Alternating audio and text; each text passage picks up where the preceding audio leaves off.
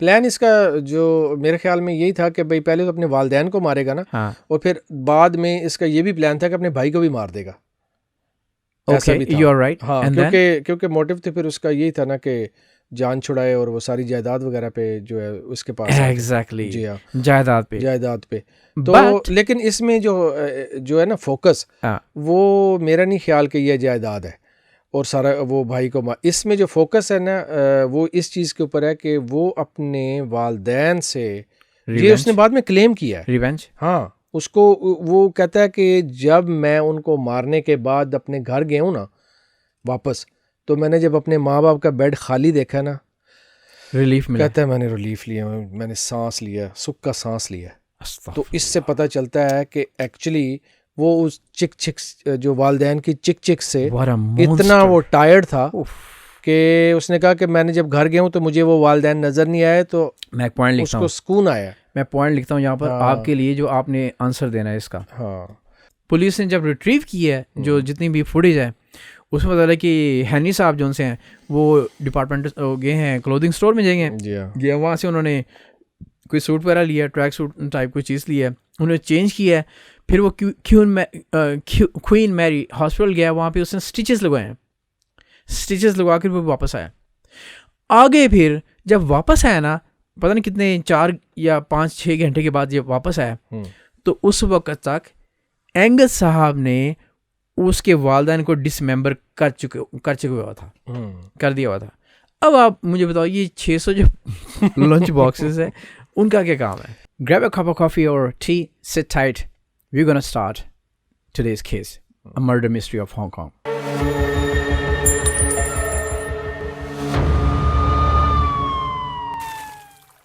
हमने बात की थी सबसे पहले हेलो किटी की, और हम कह रहे थे कि इससे ग्रूसम, इससे भयानक क्या वाकई, इससे जालिम कौन इंसान हो सकता है।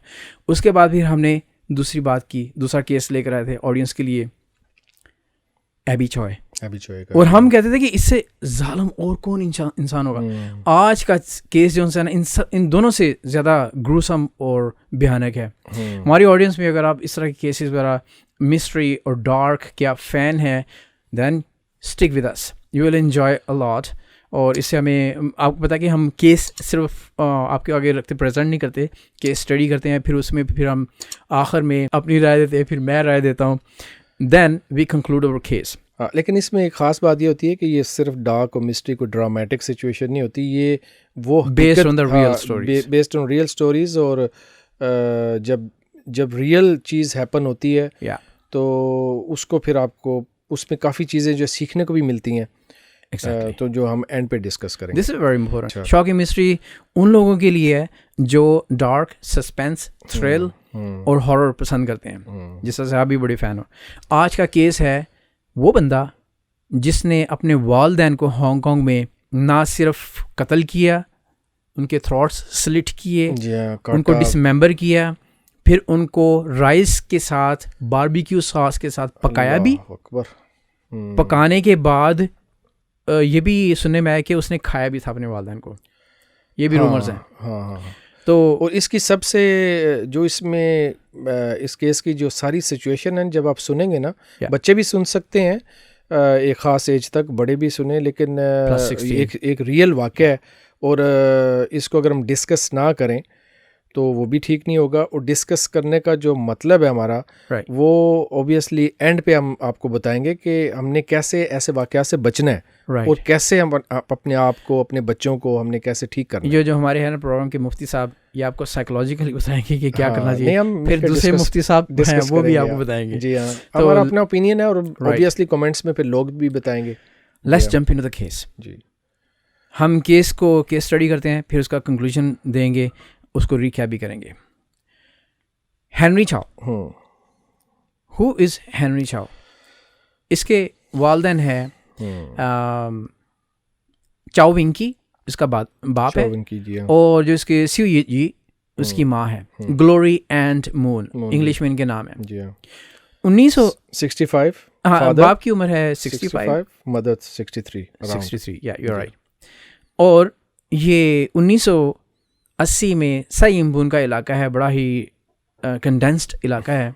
यहाँ पे लोग बड़े आबाद हैं अभी, बड़ा खूबसूरत इलाका है ये। जी हाँ, रहने हांगकांग के लोगों को तो पता ही है। राइट। जी हाँ। और वहाँ पर ये एक प्रॉपर्टी लेते हैं, और हांगकांग में सबसे ज़्यादा जो बिजनेस है ना वो प्रॉपर्टीज़ का ही है। जिसने प्रॉपर्टीज़ का बिजनेस किया he is very happy, always happy, क्योंकि प्रॉपर्टीज़ की जो उनकी प्राइसेस हैं ना वो बड़ी जल्दी राइज होती हैं। जी हाँ। इन्होंने 1980 में अपार्टमेंट लिया साइंगपुन में, फिर 10 साल के बाद उसको 2 गुना ज़्यादा प्राइस में उसको सेल किया आफ्टर अ डेकेड। उसके बाद फिर उन्होंने दोबारा एक और लिया 2000 में 1980, हाँ 2000 में लिया, फिर 2013 में उसको भी उसी तरह से डबल ट्रिपल प्राइस में उनको सेल कर दिया। फिर दे गॉट रिटायर्ड। उनका जो प्लान था ना कि वो रिटायर हो जाएं, रिटायर होके वो अपना इंजॉय करेंगे लाइफ को। क्या होता है कि इनके 2 बच्चे हैं, एक हेनरी चाओ और उसका एक भाई है। उसके भाई का इतना हम जिक्र इसलिए नहीं करेंगे कि he was quite normal, He was like a normal child. he was like a normal child. जबकि ये जो था बच्चा जो हेनरी चाओ था, इसके साथ प्रॉब्लम ये चल रही थी, he was trouble guy, a kind of trouble guy, fighting all the time, a lot of complaints from school. He has very limited friends, you know. हाँ, ये बुली भी होता था, बुली होता था, क्योंकि अपना होता है जो गुस्सा जी दोस्तों पे तो निकाल नहीं सकना। जी हाँ। फिर इसने एक अलग अपने ही गोल में रहते अपनी दुनिया में एक उसने अपनी ही दुनिया क्रिएट की हुई थी। क्या होता है, he was not fit for a kind of education, you know. ऐसा होता है, हर बच्चा लाइक नहीं होता, हर बच्चा अच्छा स्टूडेंट नहीं होता। देखना पड़ता है वालिदैन को बच्चा किस तरफ जा रहा है। एग्जैक्टली, उसके नफ्सियात के मुताबिक। हाँ, तो ये a kind of not a good student, और even the parents sent him to Australia for study. वो था 2000 में इन्होंने ऑस्ट्रेलिया भेजा था इसको। 2000 में 2-3 साल के लिए भेजा था। इसने वहाँ पर स्टडी शुरू की थी, लेकिन बकौल इसके I was being bullied multiple times, और फिर ये ही वॉज ड्रॉप्ड आउट, इसको स्कूल से निकाल दिया, ड्रॉप कर दिया था ऑस्ट्रेलिया में।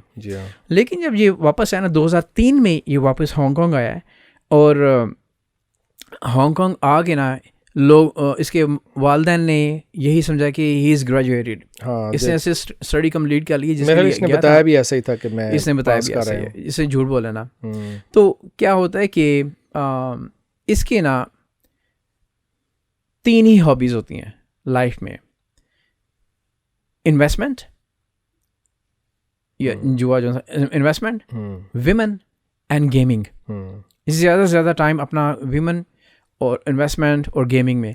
फिर इसने कुछ स्टॉक्स वगैरह इस तरह से हुए थे, इसने बड़ा इन्वेस्ट किया था, लेकिन इसके इन्वेस्टमेंट जितनी भी है ना वो सारी ज़ाया हो गई। he got a lot of debts, okay, कर्जों में फंस गया, और many time he got fired from his job, okay. क्या होता है, sick and tired guy, you know. हाँ, क्या होता है कि ये जब तंग आ जाता है ना, इसको रास्ता नहीं मिलता। कहता है, इसने सोचा कि हमारे पास मेरे वालिदैन ने बड़ा कमाया पैसा, तो क्यों ना मैं अपने वालिदैन से रिक्वेस्ट करूं कि आप ये घर सेल कर दें। आप घर सेल करेंगे तो उससे क्या होगा कि आप उसको डिवाइड कर दें 3 हिस्सों में, एक हिस्सा आप रख लें माँ बाप, एक हिस्सा मुझे दे दें और एक हिस्सा मेरे भाई को दे दें। तो इस तरह से इक्वली डिवीजन हो जाएगी। तो मैंने जो उनसे इन्वेस्टमेंट करनी है, जो भी अपने काम कंप्लीट या कंटिन्यू करने हैं, उसको तो मैं करता रहूँ। इसके वालिदैन ने फिर जब पता चला कि ये तो ड्रॉप आउट हो गया है, ये फेलियर है, उन्होंने फिर दोबारा इसका एडमिशन कराया था हांगकांग यूनिवर्सिटी में। हांगकांग में इसको पढ़ाना चाहा इसको, लेकिन वहाँ पर भी ये कामयाब ना हो सका। वो तो बेचारे फिर जिंदा भी ना रहे, तो खुद बताते कि हमने कितनी तवज्जो दी है। वालिदैन तवज्जो तो बेचारे देते हैं, लेकिन ओबियसली कई मिस्टेक्स हो जाती हैं उनसे भी। उसकी माँ ने इसको फोर्स किया कि म्यूज़िक क्लासेस वगैरह ले ले, पियानो क्लासेस वगैरह। ये उसमें भी वो नहीं चल सका। और ये इसने बात बताया कि मेरी माँ ने ज़बरदस्ती मुझे पियानो लेसन्स वगैरह दिलाए, लेकिन मैं जो करना ही नहीं चाहता। क्या होता है कि ये 28 साल का हो जाता है, ही स्टिल अनएम्प्लॉयड। इस एज के अंदर आके अनएम्प्लॉयड होना या कोई अपना बिजनेस ना कर सकना is a very very big pressure on head for a responsible person. क्योंकि इसके साथ कोई लड़की नहीं फिट होती थी, कोई, और he had so much fantasies for the women, he was a womaniser. लेकिन वेमेनाइजर होने के साथ साथ ये इसके पास गट्स नहीं होते थे, इसको स्किल्स नहीं होते थे, या इसके इतना वो क्रिस्मा नहीं होता था इसको कि किसी लड़की को अट्रैक्ट कर सकते, उसको अपने साथ या उसके साथ शादी कर सकता या उसको गर्लफ्रेंड बना सकता। क्या होता है कि 2007 में ना इसको एक लड़का मिलता है एंगस। एंगस अब वो बंदा है, अब देखो तो कुदरत के काम देखो, एंगस का बैकग्राउंड भी ऑलमोस्ट सिमिलर इसी तरह का है जैसा से हेनरी का है, उसी तरह के उसी नेचर का बंदा उसको अल्लाह ताला ने मिलाया। और इसका क्या मकसद है, क्या होना है आगे, इट्स वेरी शॉकिंग। एक्चुअली वो थोड़ा एंगस की ये पोजीशन थी कि वो मतलब फ्रेंडली किस्म का तो था, लेकिन खामोश वो भी रहता था, लेकिन बड़ी जल्दी बड़ी जल्दी वो ऐसा एक दफ़ा बाज़ बंदे ऐसे होते हैं ना, किसी ने कोई कहा, पंजाबी कहते हैं कि जिस गल लाया उहदे पीछे लगी, यानी लाया गली उहदे नाल लगी ऐसे कोई मिसाल है। यानी उसने नहीं सोचना कि भाई ये जो कह रहा है कि हम कर भी सकते हैं कि नहीं। और जनाब फिर आगे क्या क्या हुआ उसी दोस्ती में, फिर वो इतना डल था एंगस, इतना डल था, उसको कई नामों से उसको पुकारा जाता था, लाइक फैट कैट, छबी, और उसके बाद नाइव, इस तरह के, नाइव कहते हैं बेवकूफ, सिली किस्म का बंदा। और वो ऐसा बंदा था मलिक साहब कि उसको अगर किसी ने एक मील दे दिया ना, खाना खिला दिया, उसके लिए सब कुछ करने को तैयार हो जाएगा, वेरी मच। फिर उसका लड़की नहीं होती थी, लड़की उसके साथ नहीं आती थी, वो कोई गर्लफ्रेंड नहीं बना सका। उसको क्या होता है कि इसकी हिस्ट्री इस से है कि इसको मौका मिलता है न्यूजीलैंड जाने का, एंगस को। अब देखो वो ऑस्ट्रेलिया गया है, ये न्यूजीलैंड गया है। न्यूजीलैंड गया है तो वहाँ पर इसको एक औरत मिलती है जिससे इसको प्यार हो जाता है, लेकिन क्या होता है, ही गॉट स्कैम्ड, वो औरत इसको स्कैम कर देती है, उसका पैसा वगैरह ले लो, भाग जाती है। ये दिल बर्दाश्त हो के उसके पास कोई पैसा ही नहीं रहता। तो इसने जो सा अपना प्लान किया होता है न्यूजीलैंड में काम करने का या बिजनेस करने का, वो सारा धरे का धर आता है। And he decides to come back to Hong Kong. ये हांगकांग वापस आ जाता है। हांगकांग आके ना इसको एक मिलती है इंडोनेशियन गर्ल, इंडोनेशियन लड़की जब मिलती है ना इसको, तो ये उसके साथ शादी करने के लिए तैयार होती है। But that was a conditional marriage. ये भी उसके लिए शॉकिंग ये था कि जिस लड़की के साथ ये शादी करने जा रहा है ना, वो ऑलरेडी मैरिड है अपने होम टाउन में। आपको पता है यहाँ पे जो डोमेस्टिक हेल्पर्स हैं, इंडोनेशियंस लड़कियाँ भी हैं, फिलिपिनोज भी हैं, तो वो अपने आइडेंटिटी के लिए शादी भी कर लेती हैं, अगर उनको सच्चा प्यार भी हो गया तो उस पे से। तो in Hong Kong if you get married you can get citizenship after a certain time period if you are you know. तो उस लड़की ने उसके साथ रेजिडेंसी के लिए शादी की, जो उसको बाद में पता चलता है, तो उसमें दिल बर्दाश्त होता है। And he get pissed, very disappointed कि यार मेरी ज़िंदगी ऐसी ही है, ऐसी चलती रहेगी। इतना दिल बर्दाश्त हो गया था, एंगस साहब ने डिसाइड कर लिया he is gonna finish his life. इसने प्लान किया कि मरकरी जो सी ना, थर्मामीटर उसने ख़रीदे, उसने से मरकरी निकाली, मरकरी उसने कफ सिरप में डाल के ना, फिर उसमें कुछ ऐसी दवाइयाँ वगैरह डाल के ना उसमें पी गया। उसकी किस्मत देखो, अब वो अनकॉन्शियस है ना, उतनी देर में उसकी सिस्टर आ जाती है एंगस की।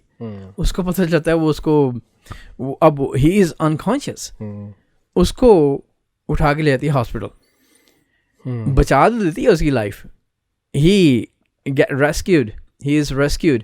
लेकिन उसका इतना वो असर होता है कि उसकी याददाश्त पे बड़ा फ़र्क पड़ता है, फिर उसको चीज़ें भूलना शुरू होती हैं, फिर उसको बोलने में बड़ी मुश्किल आती है। जो मरकरी है is very heavy.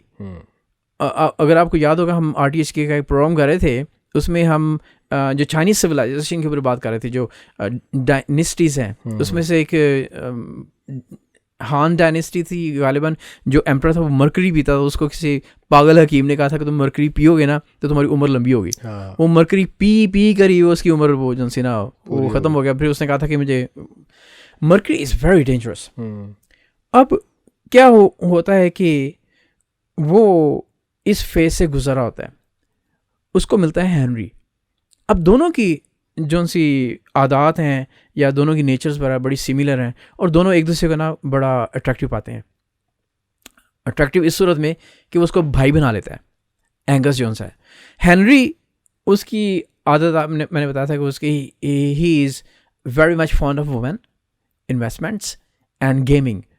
He found an escape to escape from his problems, escape from his stress by putting himself into the gaming industry.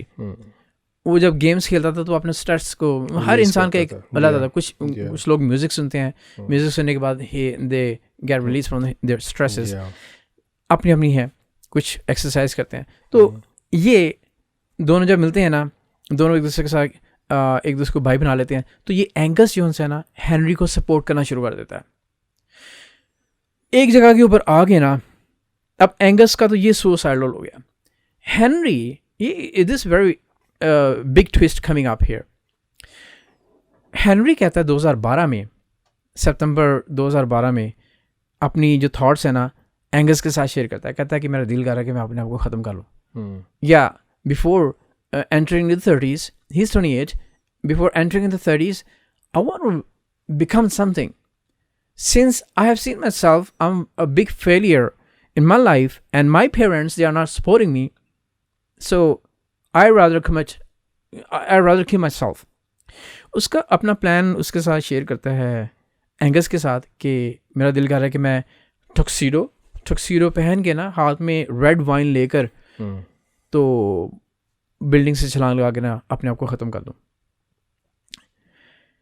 जो एंगस है वो कहता है कि दिस इज़ नॉट गुड, तुम्हारी ज़िंदगी. He is actually very gentle, he is a kind soul, Angus.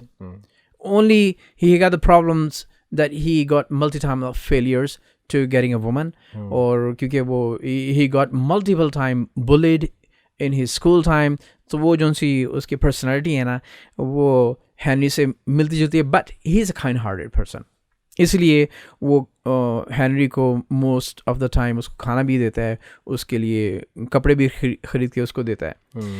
अब क्या होता है कि कहता है कि तुम इस ऐसे नहीं करो, तुम्हारा ज़िंदगी का मकसद कुछ और होना चाहिए. वो उसको कोई किसी से ड्राइव नहीं करता कि तुम अपने वालिदैन के साथ कुछ ऐसा करो, कुछ वो करो, ये करो, वो करो. हेनरी जोन से उसको एंगस को सुन रहा होता है ना, कहता है कि तुम ठीक कह रहे हो. हेनरी कहता है व्हाई नॉट, बजाय इसके कि मैं खुद को ख़त्म करूं, मैं अपने वालिदैन को क्यों ना ख़त्म कर दूं. या कैन यू इमेजिन क्या जहन होगा उसका बंदे का. मैं फिर ये भी बात कर रहा हूँ तीसरी एपिसोड में भी, क्या वो बंदे का जहन कहाँ पर इसकी मेंटल अप्रोच है. वो कह रहा है कि बजाय इसके कि मैं अपने आप को ख़त्म करूं, why not I terminate, I execute my parents. उनको सफाई हस्ती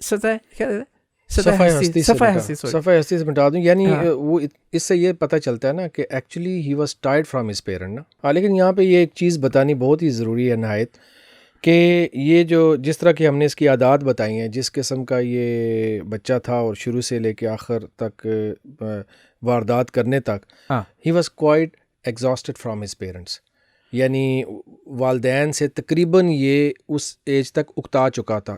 ये सिर्फ मामला इतना नहीं है कि इसने कहा कि भाई हाँ, यानी कि वो ब्लेम देता था वालदैन को, वालदैन आपने मुझे केयर नहीं दी, ये नहीं दिया. हालांकि वालदैन ने उसको यहाँ तक तो वो ले आए. लेकिन जो भी वजूहात थी, शुरू से लेके इस एज तक वो इतना मेंटली तौर पे रिटायर्ड हो चुका था, इतना रिटार्ड हो चुका था. और उसको इतनी, मेरा मतलब है कि वो अपने वालिदैन से नफरत हो चुकी थी कि आगे आप सुनेंगे तो हैरान हो जाएंगे. अपनी सारी फेलियर्स का जिम्मेदार अपने वालिदैन को इसलिए देता था कि उन्होंने तवज्जो नहीं दी वेरी मच. दैट्स द, क्योंकि उसने कई दफ़ा रिक्वेस्ट की थी.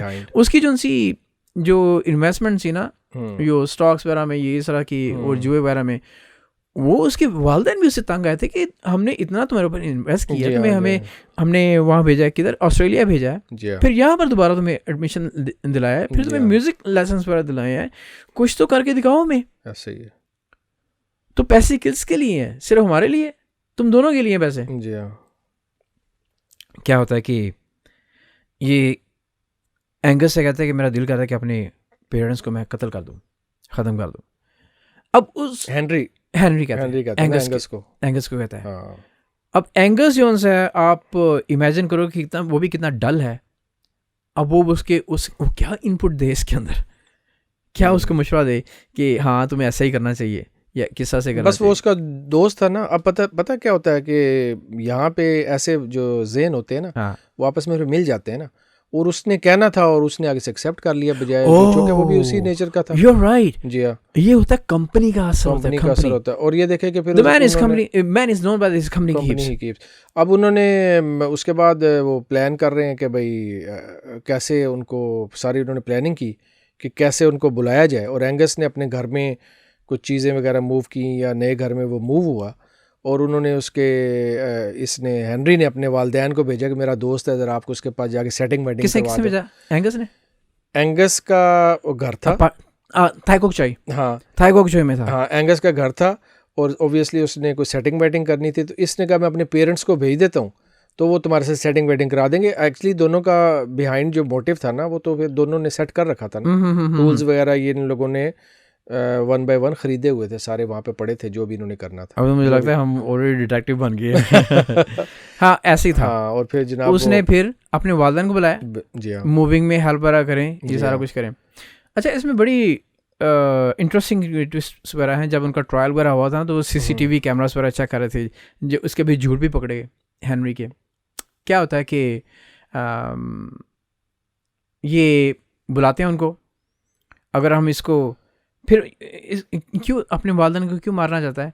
क्योंकि इसको पता होता है कि इनके मरने के बाद इसका प्लान क्या होता है। हाँ, प्लान इसका जो मेरे ख्याल में यही था कि भाई पहले तो अपने वालिदैन को मारेगा ना, हाँ, और फिर बाद में इसका ये भी प्लान था कि अपने भाई को भी मार देगा। ऐसा भी था। You are right. हाँ, क्योंकि मोटिव तो फिर उसका यही था ना कि जान छुड़ाए और वो सारी जायदाद वगैरह पे जो है उसके पास एग्जैक्टली, जी हाँ, जायदाद पे। तो लेकिन इसमें जो है ना फोकस, वो मेरा नहीं ख्याल कि यह जायदाद है और सारा वो भाई को इसमें जो फोकस है ना, वो इस चीज़ के ऊपर है कि वो अपने वालिदैन से ये उसने बाद में क्लेम किया है, रिवेंज। हाँ, उसको वो कहता है कि जब मैं उनको मारने के बाद अपने घर गया हूँ ना वापस, तो मैंने जब अपने माँ बाप का बेड खाली देखा ना, रिलीफ मिला। कहता है मैंने रिलीफ लिया, मैंने सांस लिया, सुख का सांस लिया। तो इससे पता चलता है कि एक्चुअली वो उस चिक जो वालिदैन की चिक से इतना वो टायर्ड था कि उसने कहा कि मैंने जब घर गया हूँ तो मुझे वो वालिदैन नजर नहीं आए, तो मैं एक पॉइंट लिखता हूँ, उसको सुकून आया। मैं पॉइंट लिखता हूँ यहाँ पर आपके लिए, जो आपने आंसर देना है इसका। हाँ, तो इसके बाद जनाब वो क्या करते हैं कि अब इसमें जो ट्विस्टिंग जो वो ज़बरदस्त क्लाइमेक्स वाली जो बात है, प्लान बताते हैं वो वाली। प्लान क्या है यहाँ पर? केस स्टडी एग्जैक्टली अब यहाँ पे शुरू हो रहा है। जी हाँ, प्लान क्या था इसका? एंगस के साथ ने शेयर किया, फिर ये भाई के साथ कुछ ना कुछ प्लान करता है, कैसे हम उनको काटेंगे, क्या अच्छा, एक यहाँ पर अजीब सी बात है, आप भी मुझे इसका आंसर दो। जो सबसे पहले कौन सा था? Hello kitty. हेलो किटी में जो उसका चंद मनलोक था, जिसने उसको मंजी को कत्ल किया था, वो मार्च में उसने किया था, फरवरी और मार्च में। ये वाला मार्च में शुरू हुआ है। और जो दूसरा था जो हमने सेकंड लास्ट एपिसोड जो हमने किया, वो भी मार्च में होता है। What a coincident. फरवरी मार्च 2 को ये actually this things takes place. Actually इसने कत्ल किया था मार्च 2 को। 5 दिन के बाद ये जाता है अपने भाई को, इसके भाई को भी नहीं पता कि इसके वालिदैन मर चुके हैं। वो कैसे मरते हैं वो भी हम डिस्कस करते हैं। ये जाता है पुलिस स्टेशन अपने भाई को लेकर। भाई को बताते कि हमारे वालिदैन जो सर हो सकता है कि वो चाइना चले गए वेकेशन पे, तो लेकिन अभी तक आए नहीं है। इसका प्लानिंग देखो ज़रा, इसको पता क्या हुआ है। हाँ। इसको भी पता है, एंगस को भी पता है।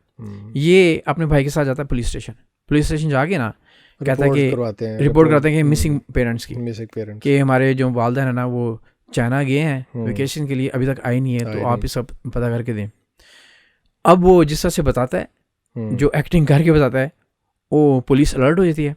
Police and immigration they get together, start work on this, and immigration gets the results. They never got out. They never crossed the borders. वो उसको बताते हैं, वालिदैन तो उन्होंने बॉर्डर नहीं क्रॉस किया। बॉर्डर नहीं क्रॉस किया, इधर ही हैं। That became a mystery. This is why this is our series, a shocking mystery. क्या होता है कि जोन्स है ना, हेनरी और इसका भाई ये फेसबुक के ऊपर कैंपेन शुरू करते हैं, सोशल मीडिया के ऊपर। फेसबुक का पेज का नाम होता है my missing dad and mom and dad. Okay, वहाँ पर कैंपेन शुरू करते हैं कि कोई भी जिसको मेरे mom dad, my dad is 65, my mom is 63, if anybody knows about them please let us know, we are finding them, the police is helping us to find them. इसका प्लान होता है कि ये he will buy time by these kind of doing media stunts, manipulations, police के साथ manipulate करेगा, media के साथ मैनिपुलेट करेगा, लोगों को यही पता होगा कि इसके वालिदैन मिसिंग है, और मिस्ट्री हो गई है कि they vanished somewhere in Hong Kong, somebody abducted them. You know, every year in Hong Kong how many people they are being missing, you never seen in the media. Yeah. Media never told you. Unless you go you get into the statistics, there are thousands of people missing every year in Hong Kong. Where do they go? They don't cross the border in China. They are missing in Hong Kong, and later you discover somebody has murdered them, or somebody has done something to them. तो चीजें miss हो जाती हैं, पता नहीं चलता। नहीं, जैसे आपकी गाड़ी मिस होगी, पता नहीं चला। हाँ, vanished in the air, कुछ पता नहीं है। अब क्या होता है कि पुलिस जो सी है ना, वो भी अलर्ट हो जाती है कि ये कहाँ चले गए इसके वालिदैन। जब मीडिया के ऊपर ये कैंपेन चलती है ना, तो उसके जो से फैंस हैं, लोग जो से यहाँ पर हांगकांग के, वो तो पीटी फील करते हैं कि यार ये इसका किसी के साथ भी हो सकता है, हेल्प देम आउट। इसका प्लान होता है कि 7 साल तक यही स्टंट करता रहेगा, उसके बाद फिर वैनिश हो जाएगा case. How stupid.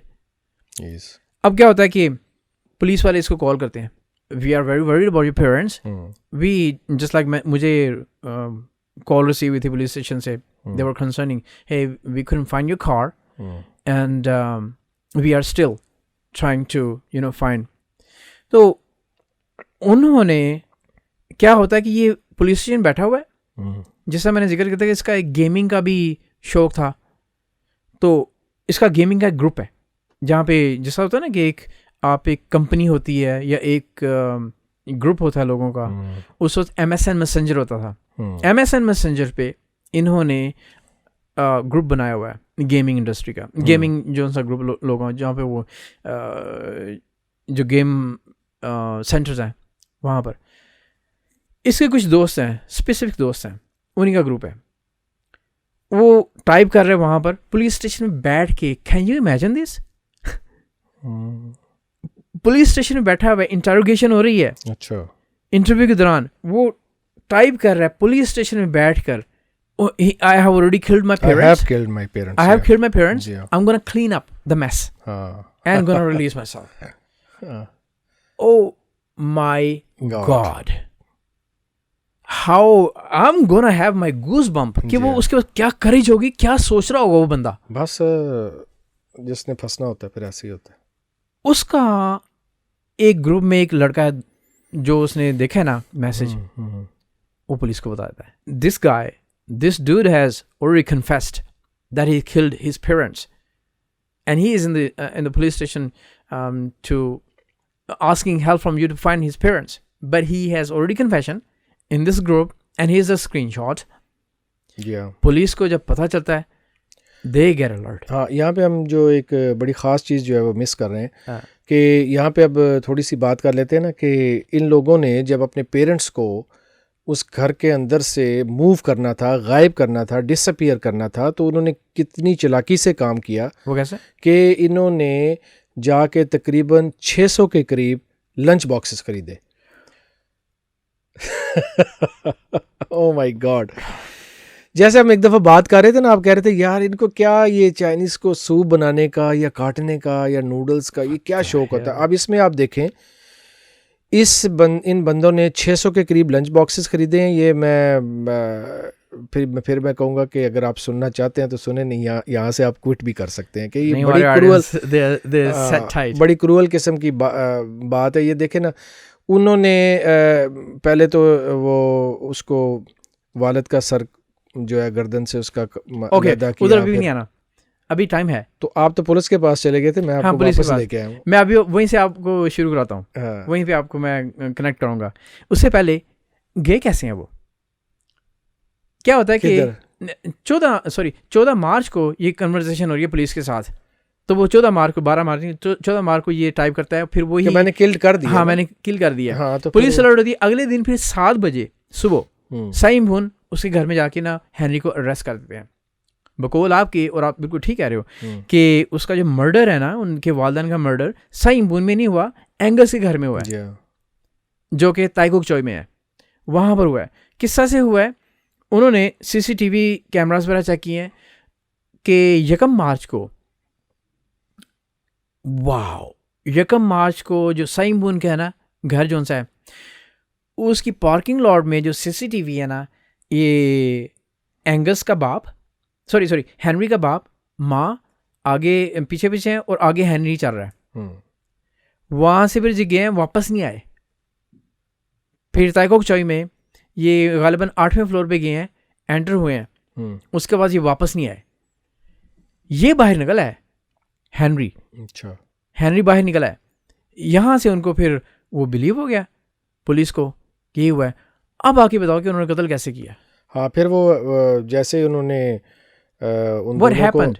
How did it started actually? हाँ, एक्चुअली जो देखने में आया अखबारात वगैरह में, इन लोगों ने फिर पहले जो था ना, कहते हैं कि एंगस ने उसके वालिद को जो है ना, उसका सर जो है ना पीछे से पकड़ा है उसको।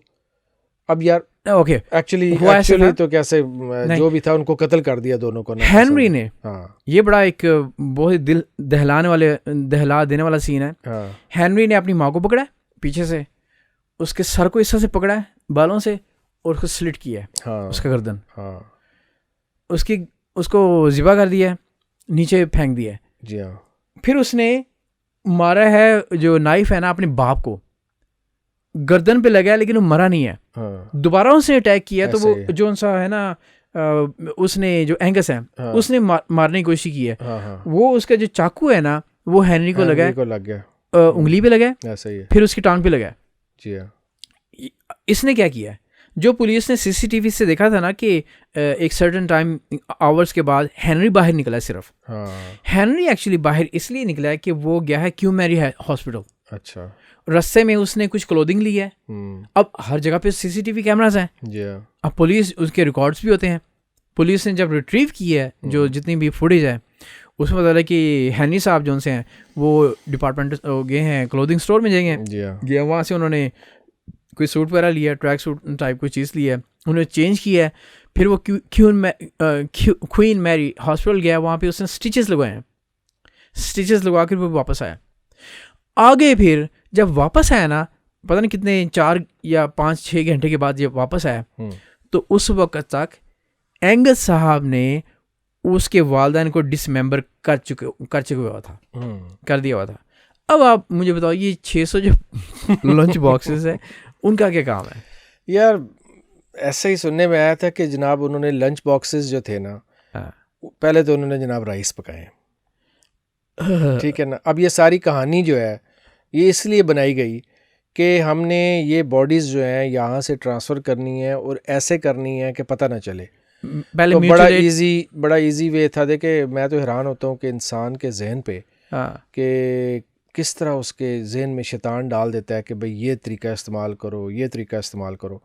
अब देखें ये अब देखो ना, कोई सोच भी नहीं सकता कि उन्होंने वो बॉक्सेस, जो लंच बॉक्सेस ख़रीदे थे, उनमें उन्होंने राइस डाले हैं। राइस डाल के इन्होंने उनके जो टुकड़े थे ना बारबेक्यू सॉस के साथ पकाया उन्होंने। हाँ, इन्होंने थोड़ा सा उनको बारबेक्यू करके फिर उसके ऊपर सॉस वगैरह डाल के, जैसे वो पके हुए लगते हैं, और वो उनके ऊपर चावलों पे रख के, आप बताए स्टैक किया हुआ है, बड़ी नीट एंड क्लीन। हाँ, वो ऐसे ही लग रहे थे जैसे वो लंच बॉक्सेस, और पूरी बॉडी जो थी उन्होंने ट्रांसफ़र कर ली उसमें बॉक्सेस में। हाँ, और वो उनके लिए उसको निकालने में कामयाब हो गए। और जो हड्डियाँ होती हैं, जैसे टांग की हड्डी है और बाजू की जो लंबी हड्डी, इसको सुनने में आया कि उन्होंने, क्योंकि वहाँ से जब पुलिस को रेत भी मिली है, सीमेंट भी मिला है, इन्होंने उनको ढांपा है उसके साथ, रेत और सीमेंट के साथ बड़े बड़े लिफाफों में इनके अंदर शॉप जो नहीं होते कूड़े वाले बैग जो होते हैं, हाँ हाँ, इनके अंदर इन्होंने वो उनको कवर किया है और जाके इनको मेरे ख्याल में समंदर में फेंका है जाके, जो कि एक तो वो भारे हो गए थे। अच्छा वहाँ से यार निकले? वैसे हाँ ऐसी बातें चले कर देते वहाँ हैं, से कोई मिले? बात नहीं। हाँ, ऐसे ही सुनने में आया कि इन्होंने फिर वो उसको समुद्र में जाके फेंका है। मिले होंगे तभी फिर एक और बात हाँ ये है कि जो माइक्रोवेव है ना, हाँ वहाँ से येलो फैट्स मिली है। हाँ हाँ बिल्कुल येलो फैट्स कहते हैं ऐसे कि yellow fats specially is known for the human flesh, हाँ फॉर द ह्यूमन रिमेन से येलो फैट्स निकलती हैं।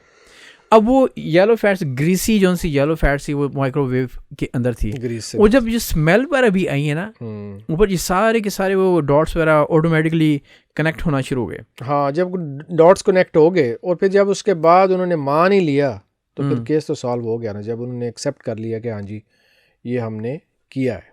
लोगों को रूमर्स हुआ था, लोग उन्होंने कहते कि ये इन्होंने कैनाबिलिज्म भी किया है। कैनाबिलिज्म होता है जो कि बंदों का गोश्त खाते हैं, हाँ शायद आदमखोर होते हैं। हाँ। लेकिन उससे कोई सॉलिड एविडेंस नहीं मिल सकी। इनको जब पकड़ लिया था ना, आगे बड़ा इंटरेस्टिंग पॉइंट ये आ रहे हैं, जब इनको पकड़ा दोनों को, एंगस को और उसको हेनरी को, इनका ट्रायल गया है 4 अगस्त में। 4 अगस्त तक ये जिनको ट्रायल हुआ ना, तो ये they were both plead not guilty. वो कुछ ऐसा सर्कमस्टेंस पर जो जूरी बैठी हुई थी, they were very much upset. वो जो उनके जो क्वेश्चन एंड आंसरिंग का सेशन हुआ है उसमें they were very upset, they had to put another jury. तो ये फिर फरवरी 2015 तक जो फाइनल ज्यूरी थी वो उनको एडजर्न हो गया केस 6 महीने के बाद।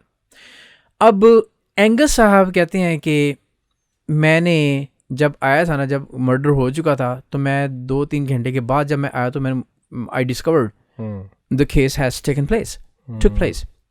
तो मुझे इसने यूज़ किया था, हेनरी ने। उसने मुझे थ्रेट किया था कि अगर मैंने उसका साथ ना दिया, ही इज़ गोना किल मी।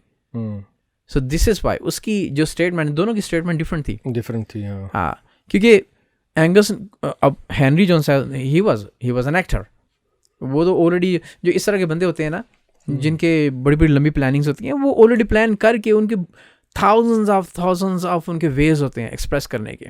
लेकिन उनको ये पता नहीं होता कि अल्लाह की ज़ात भी है एक, जो कि दूध का दूध और पानी का पानी करेगी, चाहे वो बिलीवर्स के साथ है या नॉन बिलीवर्स के साथ है तो सारी अल्लाह की मखलूक है, अल्लाह ही ने पैदा किया सबको।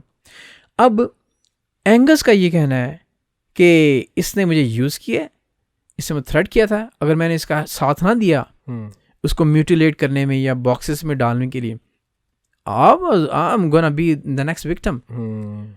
उसने ये अपनी पक्की रखी है स्टेटमेंट। अब हेनरी जोन्स है ना, हेनरी कहता है कि मैंने आप वाली बात कि मेरा बाप ऐसा था कि जब मैं जब वो घर आता था ना तो मेरी माँ को मारता था। ही वॉज ऑलवेज ड्रंक, मेरी माँ को मारता था। और मैं जब छोटा होता था, स्टडी करता था, तो बड़ी ऊंची आवाज़ में टेलीविज़न लगा कर सुनता था, मैं पढ़ाई नहीं कर सकता था। क्या कि हेनरी की जब स्टेटमेंट दे रहा था ना, ही वॉज कम्प्लीटली इमोशनलेस, कि उसको कोई फ़र्क नहीं पड़ रहा अपने वालदैन है। क्योंकि इस तरह का जो बंदा है ना, साइकोलॉजिकल जो इल है, he was a sick psychopath, sociopath. अब उसके पास कोई इमोशंस ही नहीं है। Opposite case of Angus, he was filled with the emotions, जहाँ से ज्यूरी ने डिसाइड किया कि एंगस को वाकई यूज़ किया गया। लेकिन क्योंकि एंगस ने वो बैरियर्स तोड़े हैं जो उनसे क्या कहते हैं उसको, लॉ के, उसको 2 साल की इम्प्रिजनमेंट उसको 1 साल की इम्प्रिजनमेंट उनको सुना दी एंगस को, क्योंकि उसका फिर आगे कुछ और भी प्रोसेस हो रहा था। तो जब सारा कुछ उन्होंने कैलकुलेट किया ना, आपको पता है कि केस में कैलकुलेशन होती है कि इसने कितना सफ़र किया है, इसमें क्या हुआ है, क्या नहीं हुआ, उसका बैकग्राउंड क्या है, वगैरह वगैरह, सारा कुछ कैलकुलेट करने के बाद उसको इमीडिएटली उसको रिलीज़ कर दिया था एंगस को। But on the other way, Henry से जब पूछा था ना, एग्जैक्टली आप वाले अल्फाज उसने कहा था कि जब मैं नेक्स्ट दिन आया था ना, next day when I came back, I saw my mom and dad, the empty bed. I got relief. And he was completely emotionless. Okay, let's recap this case in 1 minute. That Henry पैदा होता है एक abnormal बच्चे की सूरत में. Abnormal तो ठीक होता है, लेकिन he never got interest in the studies. His parents are sometimes we call him as they were abusive, the worst parents. Abusive, and they never helped him out. And he was often bullied in the school. और ये हमेशा नाकामी की तरफ रहा है. फिर आखिर में जब इसके ख्वाब पूरे नहीं हुए, इसने अपने आप की बजाय अपने वालिदैन को ब्लेम करना शुरू कर दिया है. फिर क्या होता है कि उसको उसका दोस्त भी मिल जाता है उसी तरह का, उसने भी सुसाइडल अटैम्प्ट करता है, ये भी सुसाइडल अटैम्प्ट करता है. फिर इसका माइंड चेंज होता है कि बजाय अपने आप को मारने के अपने वालिदैन को मार दें. फिर जायदाद भी अपने पास आ जाएगी. फिर 7 साल का इसका प्लान था उनको वैनिश करने का. Then he thought they will be vanished in the air, but nothing happened. The nature was against him all the way. तो फिर इसके प्लान सारे सामने आ जाते हैं. ये पकड़े जाते हैं. ये अपने वालिदैन को जो मारता है, जिस तरह से वो पकाता भी है, पता नहीं खाता है या नहीं खाता. But in the Hong Kong history of Hong Kong, this is the most gruesome case ever have been filed in the police history. तो फिर इसको imprisonment होती है, life imprisonment. Come to the conclusion. Yeah. What are the psychological layers beneath that make people do something like so gruesome like this? अच्छा, इसमें ऐसा है ना कि ये केस जो है ऐसा है कि इसको सुनते ही रोंगटे खड़े होते हैं कि कोई बच्चा अपने वालिदैन के साथ ऐसा कर सकता है. खैर वो he was 28. हाँ, he was not a यार child बच्चा anymore.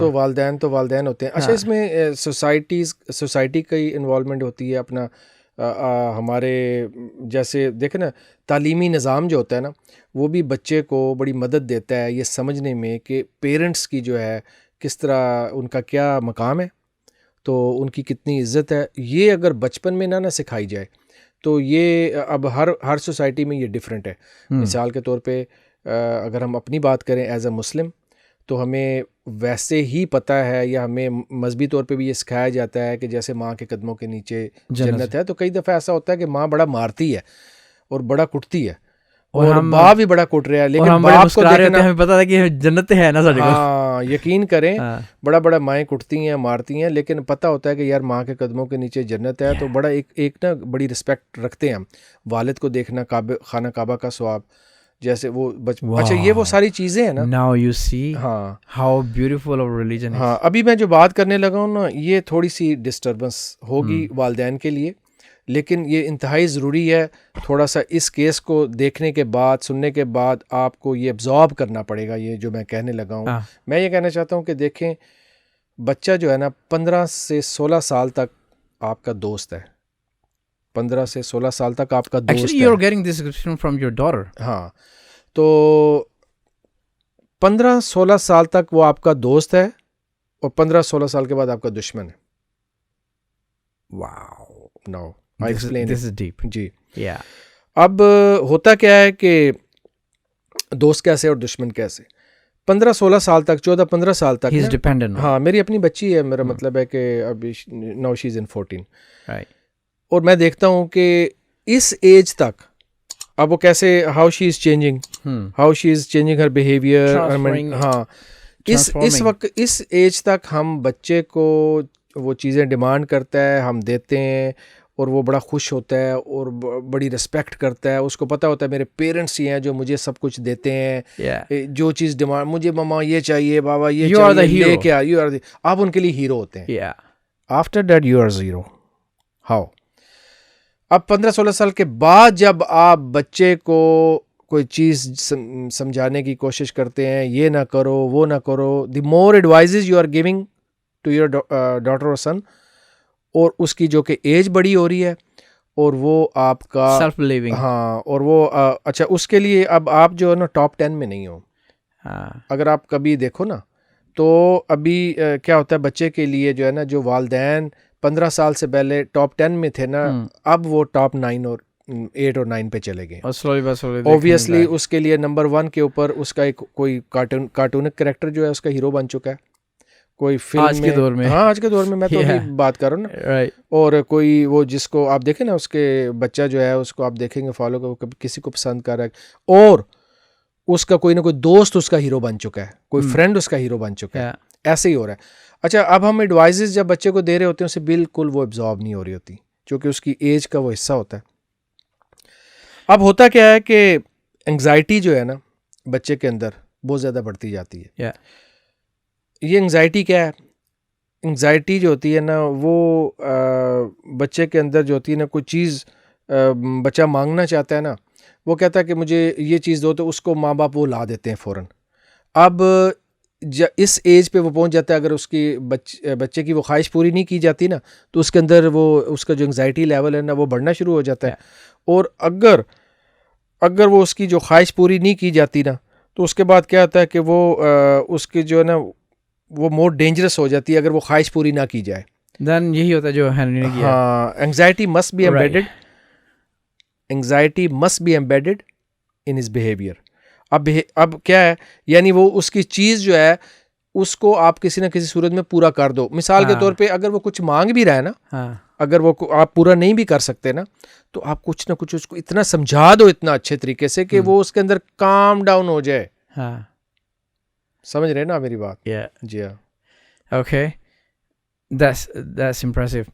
और अगर मैं इसको वन लाइनर करूँगा ना, take care of your parents, because it's not because they're your parents, they gave you life.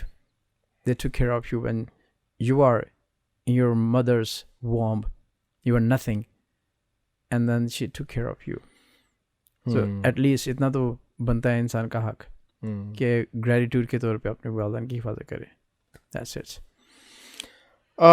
बच्चे के साथ जो है ना, आपको अब इस एज में, जैसे हेनरी की जो बिलखसूस जो इसकी एज जा रही है या इससे पहले की एज 28, बच्चे को ना हमेशा, ये मेरी रिक्वेस्ट भी है वालिदैन से, दलील के साथ बात करें। अब आप बच्चे को प्रेशराइज करके ज़ोर लगा के अपनी बात नहीं समझा सकते। ऐसी बात करें और ख़ुद भी पहले समझने की कोशिश करें, बच्चे के जो है ना अंदर तक वो आपकी बात जो है ना उसकी बात उतर जाए। अच्छी चीज़ों में उसकी हौसला अफजाई लाजमन करें। मिसाल के तौर पे वो कितना भी नालायक है, कितना भी उसका प्रॉब्लम चल रहा है, लेकिन उसमें कुछ चीज़ें तो अच्छी होंगी ना, वो उसके सामने लेके आए। Tell him you are good in this. Synchronize everything. हाँ, Life बिल्कुल। synchronize है। बच्चे बागी हो जाते हैं जी, बच्चे जो हैं वो बागी हो जाते हैं। कितने बच्चे शिकायत करते हैं। अभी ऐसा वाक़या सुनने में भी आया कि एक यूनिवर्सिटी की लड़की जो है वो अपने प्रोफेसर से कंप्लेन कर रही है कि अब देखिए उसकी एज क्या होगी, कि मैं अपनी माँ के रवैये से बहुत तंग हूँ। एक लड़का कॉलेज का इससे कह रहा है कि मैं अपने बाप के रवैये से बड़ा तंग हूँ, और वो कितने डिप्रेशन में चले जाते। आप सोचें कि हम तो इस तरह बच्चों को नकारा बना रहे हैं, और फिर अल्लाह माफ़ करे, ये तो इस सोसाइटी का बच्चा था ना, ये हेनरी, अल्लाह ना करे हमारे मैं नहीं सोच सकता कि, लेकिन देखें ना ज़हन बदलते हुए कौन सी देर लगती है। ये चक्कर। ऑलराइट, हमारे चैनल को सब्सक्राइब करना ना भूलिएगा, और stick with us, and take care of yourself. Let us have your comments and everybody, and let us know with your comments. Until next time, see you, signing off. Thank you.